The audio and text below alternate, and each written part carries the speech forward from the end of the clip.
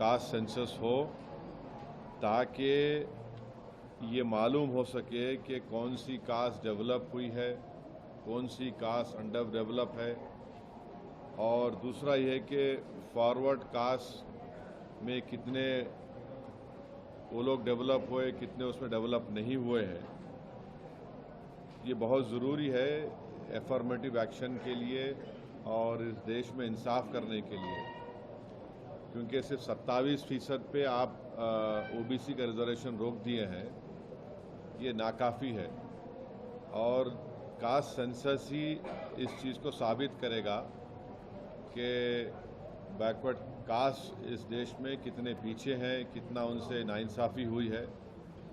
तो हम बीजेपी से डिमांड करते हैं कि आप बार बार ये बोलते कि आप क्या बोले, विकसित भारत बोलते, जनधन बोले, फिर आप 370 निकाल दिए, ये सब चीज़ें आप बातें करें, मगर कास्ट सेंसस के ऊपर हमेशा आप पीछे हटते थे।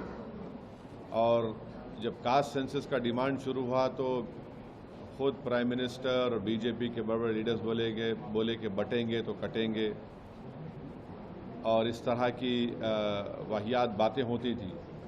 मगर कास्ट सेंसस करना ज़रूरी है। हम बीजेपी से जानना चाहेंगे कि आप क्या इसको शुरू कब करेंगे। देखिए, सेंसस शुरू होना है तो कास्ट सेंसस होगा, फिर ये कंप्लीट कब होगा, क्या 29 के पार्लियामेंट इलेक्शन से पहले ये रिपोर्ट आ जाएगी या नहीं आएगी।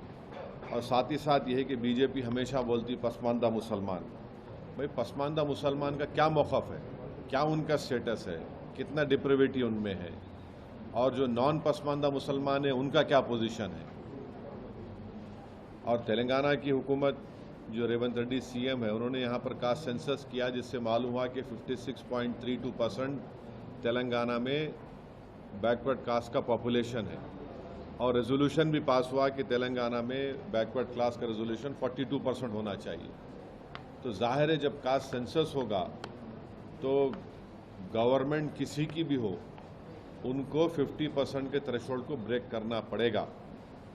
और जब कास्ट सेंसस की रिपोर्ट आएगी तो मालूम होगा कि नॉन गवर्नमेंट सेक्टर्स में भी अदर बैकवर्ड क्लास से कितना उनका डिप्रिवेशन है, तो उस बारे में भी सोचना पड़ेगा।